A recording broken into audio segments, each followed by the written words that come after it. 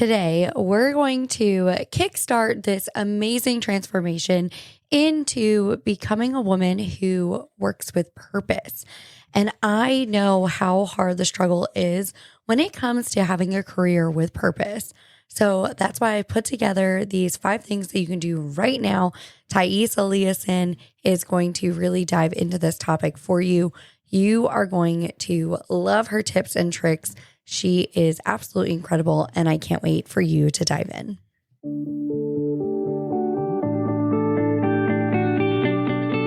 Hey friend, welcome to the Milk and Honey with Lemon show. Do you want financial freedom and to step into your God-given leadership? Do you find yourself up late at night Googling leadership, the Proverbs 31 woman, and then motherhood and business? Do you wake up with these big, ambitious goals only to feel stressed about who God actually called you to be when your kiddos interrupt your time with the Lord and then you feel disconnected from God again? Hey, I'm Lemon. I too was a woman who knew she was meant for more. And I too felt frustrated and disconnected and wished I could really just step into my purpose. I wanted to really have a deep heart connection with God and figure out who I was in Him as a daughter. But I kept telling myself I didn't have a place in leadership and being a wife and a mother was all I was meant for. I could worry about me later. Until I found out how to become the Proverbs 31 woman through leadership development. In this podcast, you will find financial freedom, leadership growth, and motivation so that you will be able to do all the things God has called you to do with ease. Before you hear from my good friend Tyese, I wanted to let you know that I actually have a marketplace ministry checklist and a devotional for women just like you. All you have to do is click on the link in my show notes to go and access that for free. Let's dive in. Welcome back to the Milk and Honey podcast. I'm your host, Lemon Price, and I am so beyond excited to have my friend Tyese Eliasen here. She is just such an incredible wife. She's an incredible mother. She was recently featured in Forbes because she is so incredible. She owns a PR agency, and I'm just really excited to bring her here because we wanted to talk about how do you align your career with your purpose, which is something she's incredibly passionate about. So thanks for being here, Tyese. Of course. Thank you for having me, Lemon. I'm so excited to be here with you, to have the opportunity to chat and to share a little bit more about me. I'm excited. So I gave them a quick rundown on you. So tell them a little bit about yourself, my friend, because you do some cool things. Sure. I am, as you said, I'm a wife. I'm a mom to 4 beautiful humans, and they definitely keep life interesting, adventurous, and busy. I often say that of a lot of the things that people on the outside consider to be my greatest success, my 4 children are definitely the highlight of it all.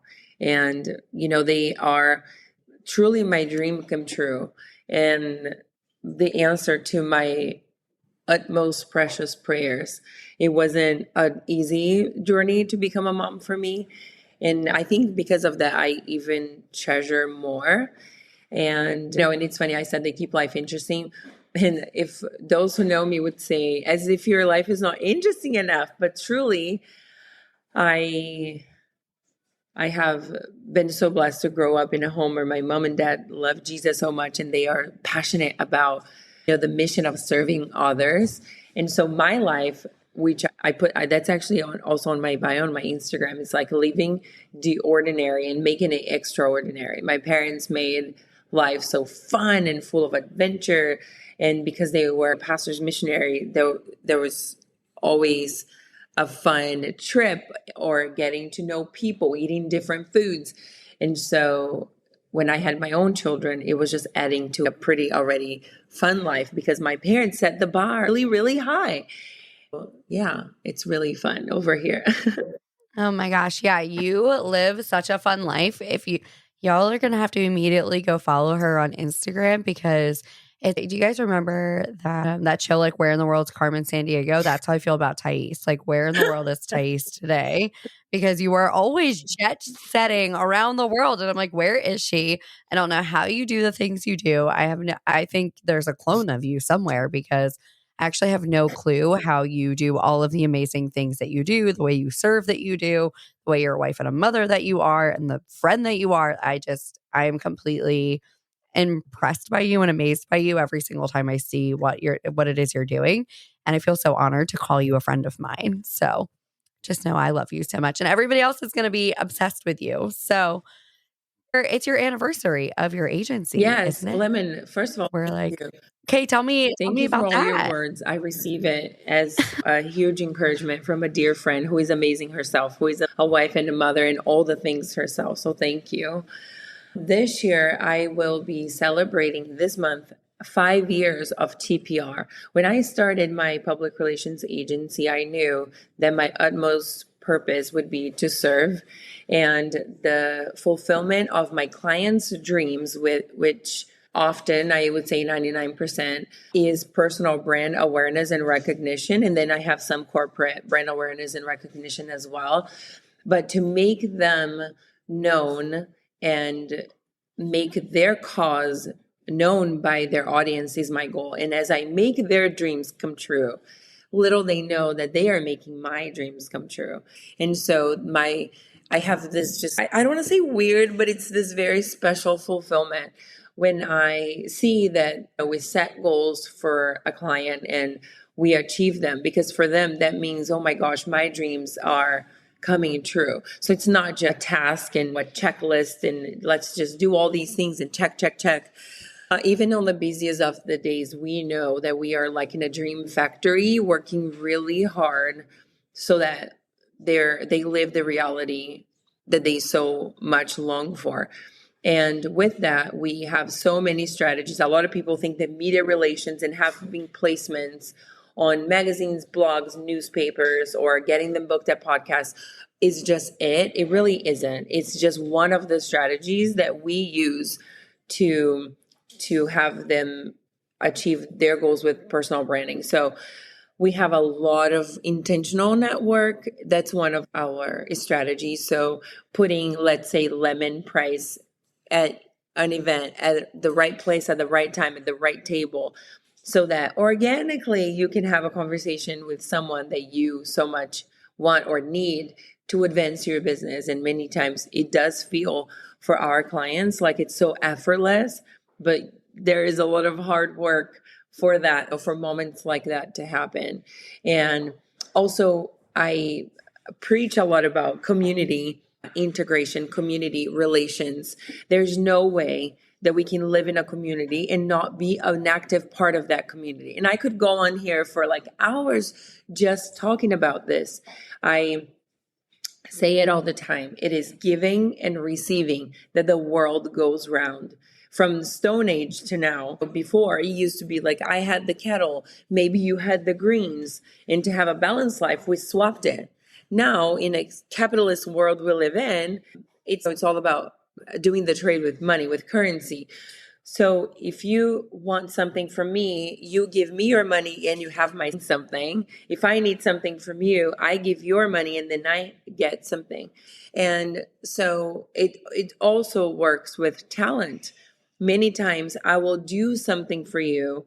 You will do something for me. Maybe you are not the one doing something for me, but someone else does something for me that I need. And I do something for you and others that they need. It's not all about just the money. Although the trade officially in the United States is a capitalist society, it is currency, right? It is money. There's so many things that we can still swap like the old times. And so the world of business, the world of living goes round smoothly when everyone gives and everyone receives.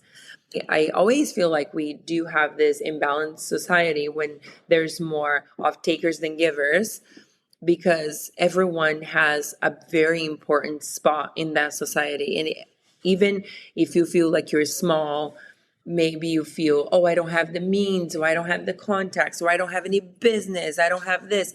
Listen, every individual on planet Earth has something that they can give that will benefit society. I believe that 100%. We were all created by God with something so precious within us, and society needs it. It's up to you who are listening, up to all of us to realize that we have something special that we can contribute, and to get out of our home, get out of wherever we our car, our RV, our tent, our shell, and give. We all have that. And this is the highlight of this little section about community. Someone somewhere needs you for you.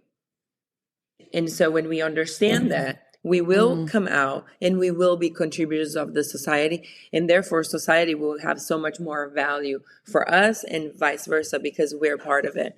And I think when I talk about community as a strategy, I mean that every one of my clients do have a purpose in their community where they are. And I am very adamant about where are the opportunities, how are the ways that practically you can be a part of it. And then I ask, where does your heart beat? Some people will say, oh my goodness, food. Maybe because they had food insecurities when they were growing up. So, okay, if that's food and that's where your heart beats, what are the opportunities within your community that you can be a contributor for that? Maybe it's education. Maybe it's facilitating a legit food drive. Maybe it's packing the foods with an organization that already does the food drive. So we don't have to be the ones who will invent the whole system and do all the things. We can play a small part of a big system that's already in place. And mind you, in the US, almost every community have something that's community oriented that you can be a part of. Somebody might say, oh, it's music, because music was healing for me when I was younger. And therefore, I have an instrument I want to donate, or I know how to play the guitar. I would love to teach some classes or lessons, or I have the means. Maybe I can fund some chord books. So there's so many ways that we can be playing in the community without being the ones inventing the whole thing. And so I believe when we do that and we become an important part of the community, we're going to thrive. We thrive as humans. Our community thrives because, as I said, it needs you. And if you have a business, if you have a family, your family and your business will thrive because you are your community oriented or community minded. And a lot of people come to me, and mind you, I live in a little beach town in Southern California, in Los Angeles County, in LA County. A lot of people come to me with these lofty dreams of Hollywood and making it big and global impact and whatnot. And I always go back to, okay, that's amazing and it's all achievable. I truly believe that everything's possible, literally. But I go back to, okay, let me know. Let's unpack where you are. What do you do? Are you growing where you're planted? Literally. Because if you aren't, that's where we start. There's no way that we can just go from 0 to 100 and make this massive change if we're ignoring some of the opportunities that are right in front and around us. And I encourage everyone to look around, literally. Go out from your front door, look to the left, look to the right, look to the front, look to the back. Do those people know you? If they are your neighbors, and have you dropped cookies to them? Nowadays, people are really weird out about like homemade stuff, right? Because of safety. So go to Trader Joe's, get a pack of gluten-free, nut-free, all the things free, and write a note or just write them a card and say, hey, I'm your neighbor on house A, and I just wanted to say hi. I hope your week will go amazing. If it's like a building, what are the apartments up? What are the apartments down? What are the apartments on the side? And if you have children, take your children with you. Slide that little mail, that envelope that says to them, oh, I see you. I'm your neighbor on apartment AA. And I would just wanted to say hi. Have your kids go with you. That will teach them a lot without you saying much because you're there, you're caring, and you're legitimately wanting to be a support. And again, Lemon, it might not be even a service or something that you're providing, but your presence. When I say this, everyone has something within them. I don't just mean talent and trade. In your existence, you're here for a reason, and someone needs you, and you won't know if you're just in your shell. So it's interesting. I was talking to my pastor a little while ago, and he told me that he walked around in a couple of places in our city, like the fire department, the police station, the sheriff's office, and just said, hey, I'm a new pastor in the area. That was years ago. And if you need anything, if there's any support I could provide, just let me know. And he said that every time somebody passed away and they had no faith or no one, families would be desperate thinking, who in the world can come and do this funeral or call for the family? And pastor and his friends were there every time. And you might say that's a work of a pastor. A lot of pastors just stay within their church, right? There's no community outreach. Or for his friends, they were just people, but they were there providing support, a shoulder to cry, and then practical from there. Is it a meal train? Is it cleaning someone's house? And so being part of the community is so important. I know that's a very hard task job for introverts and for people that believe that they are bothering people when they are reaching out, right? Oh, I don't want to bother them. Oh, I don't want to. But if someone has ever reached out to you out of nowhere and shown genuine love, expecting nothing back for just the sake of doing it, you know the massive impact that causes in you. And it just makes you feel like, oh, there's hope for humanity. And it's so precious. So why not be the one, right? Taking those steps and making a difference in the community. Wow. Okay. If you guys haven't caught on, clearly Tyese is doing the thing that she is passionate about and walking in her purpose. And so I love everything that you said. I will probably go back and listen to this another 42 times just to soak that in, because that is, I love that you said that. I feel like that was such confirmation for me. I said this to Molly Trotter Gomez a few weeks ago. I don't like our house. We ended up here unintentionally. That's a whole other story. And so because of that, I haven't done the things that I normally do. Like my husband and I, we thrive on hosting people. I love it. I'm so nerdy. I'm the person who will go drop $100 on cheese because I have people coming over. We go full. I love it. But I haven't done it since we moved into this house because I don't like it. And I'm like, well, when we buy a house, then I'll start doing those things again. And God kicked me in the teeth the other day, smacked me with a 2x4 and was like, you're not doing the thing that I called you to do and equipped you to do because you're not pouring into your community the way that you've always done it. And it's holding you back. And I was like, okay, thanks so much for. And so I love that you said that, because that was just another little smack to the head. Thank you, Jesus, for that. We always love those moments. And so I love the way that you're walking in purpose. And so if I came to you and I was like, Tyese, I know what I'm supposed to do, but I don't know how to make this my business, or I don't know what I'm doing. What would you tell me to do, friend? Call me.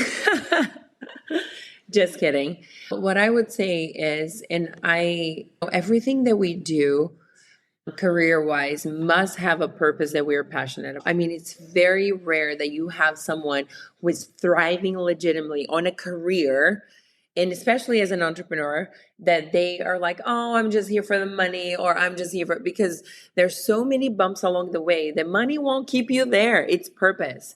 Maybe it's a slack from clients. Maybe it's financial hardship, because entrepreneurship life, you pour out so much for so long until you finally see a return that it surpasses what you have put in. It takes time. Most people don't survive year 1, let alone year 3. If you pass 7 years, you are in for the long haul. I always say, and I share that at the Forbes article too. So I would say number 1, it's priority, right? So prioritize and do not compromise on your convictions. Set your priorities and then guard them. There are things there. No, I'll give an example. I will not compromise on my faith. Regardless, I would not sugarcoat it. I will not water down. It is what it is. You either have all of me with my faith, or you do not have me at all. And so, of course, I'm smart and I know how to use my words depending on the settings that I am, because I don't want to be cut off of places because of my faith, because it is in those places many times that I'm called to bring my faith, right? But it's never in a way that compromises it. Never. That's for me a non-negotiable. So I guard it. Let me give you another example that's not a priority, but it's a good intention. Like my husband and I try really hard not to have meetings or work things on a Sunday.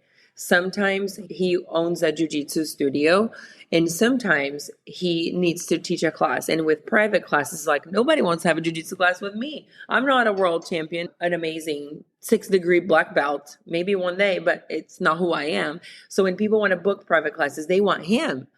We can't send a filler, like it has to be him. And sometimes schedules have a conflict and he needs to book a class on a Sunday. Maybe there's an emergency, somebody's traveling and they can only sign a deal or have a meeting with me on a Sunday. So occasionally we open exceptions. So that's like a must list that we have, but it's not equally a priority, like not compromising my faith is a priority. So when we make our priority list, it's something that's non-negotiable to the core, right? So I will say make that list. Number one, start with your priorities. That will guide you and it will be so helpful. Number two, work hard. Like really work hard. There is honor in every kind of work. And many times we need to make choices that will be like a step towards our dream, but not necessarily the whole dream in itself. Because to get to the dream, you need to put in some hard work. And maybe it's not a work. I'll give an example. I wanted to buy a house. And for me, that was a big, huge dream. Now, I had a full-time job at the time. I then started consulting with my PR firm on the side. And then I thought to myself, what else can I do to generate income? I started door dashing. So years ago, when I wanted my dream to come true, I was working really hard in a lot of things that weren't necessarily the career, the dream. But I knew that to get to my goal, for example, of buying a house and of having my PR agency and just live off of it as my main source of income, I had to put in a lot of work. And I wasn't one of those who have, you hear the little kids on the back. I knew that I needed to work really hard. I try to make sure that my priorities were set, my dreams were aligned, and therefore I didn't get discouraged with the nitty-gritty of work. Getting into my car, I was doing calls, I was emailing, I would stop somewhere to do a Zoom call.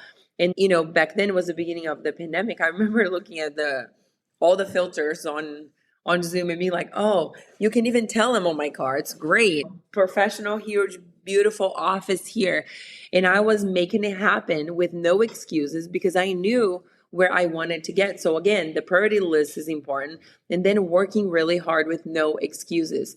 We do that and then we get to the dream. And when we get to the dream, we go back to work and then you work on what you actually want to work.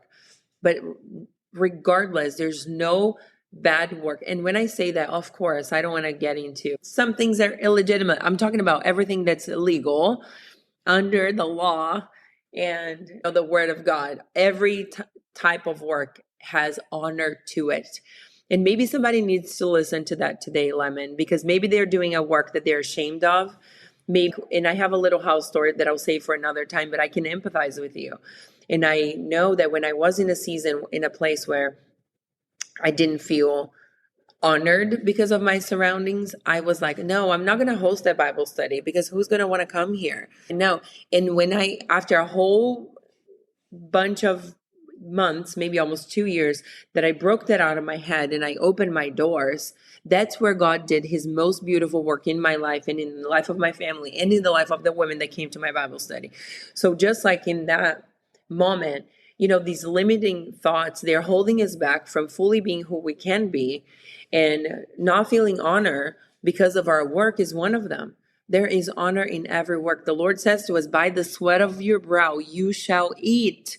There is honor in that.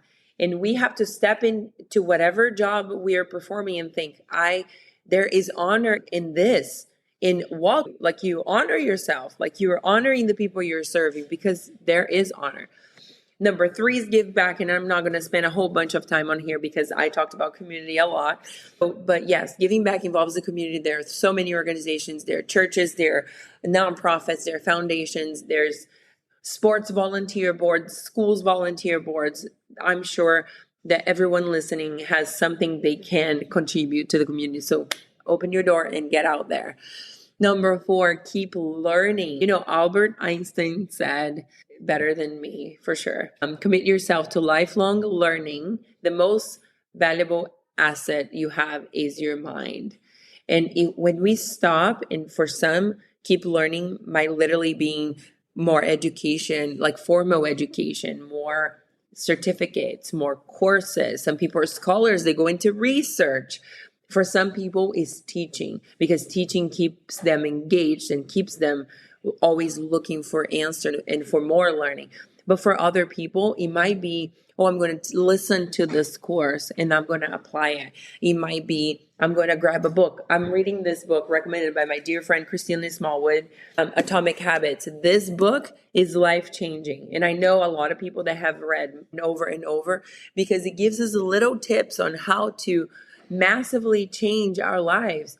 And so to keep learning might be to sit with someone else that has walked a block or two more, or many more, that years on us, or more experience. Maybe it's younger people, but they have more experience in social media than I do, or in public speaking than I do. But keeping our mind engaged and always feeding it to grow. I like to think about, do you remember those little bushes when we were little, maybe in the 90s? They came out with these little pots that it had a face, and then when you watered it, the greens grew, and it was like the hair of the little pot. Do you remember that? Yeah, the like chia pets or whatever they were Yeah, called. I grew up in Brazil. They had a different name, but yes, that's the thing. And I always think about our minds in that way. If we're not really watering it, it's just going to stay stuck still and maybe even die. Like, I don't want to have Alzheimer's. I don't want to be stuck. I want to constantly evolve and grow. In the mindset of learning is so important for that. So keep learning. And then number 5, and I have to say this, that it's not on the Forbes article. I took this bullet point from my dad. I absolutely adore my father. He is so smart. He's a man of God. He is like my superhero. And I am going to be 37 years old, and he's still my superhero. So for everyone out there that have fathers, if you don't have a good relationship with your dad and you're alive and your dad's alive, go make it happen, because I'm sure he wants to be a superhero for you deep inside, even if he doesn't express it. Anyway, sidebar. I was telling my dad, and he's a PR guy too. So I was telling my dad, I'm writing this article, and I have been groomed since a young age to be like a 3 bullet point person. So I can say a lot with very little.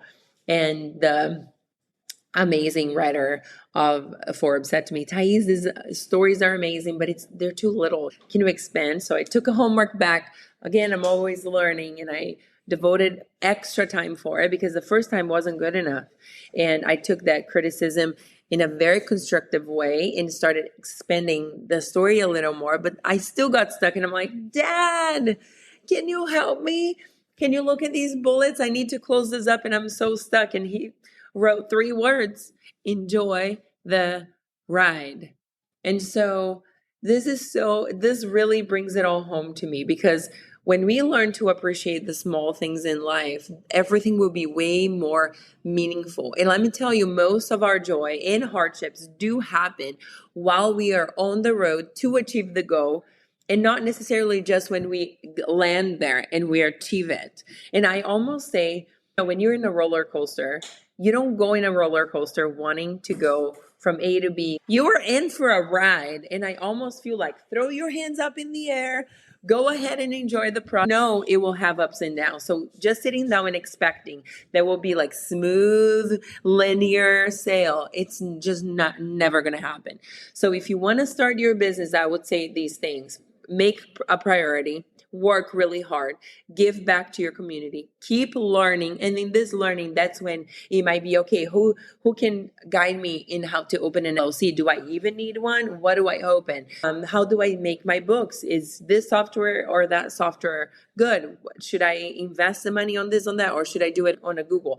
I have a really good friend who owns her business and does everything on notes. It freaks me out a little bit, but she is the queen of notes. So listen, there are so many things that we can do with resources that are free and available. I will say though, many times guidance is where you want to spend your dollars, because when you have someone to guide you in the right direction, that's worth every penny. And maybe a lot of the other things you can figure it out, do it yourself. And as you grow, then you invite people to your team and expand and delegate tasks that, so that you can free yourself to do what you do best.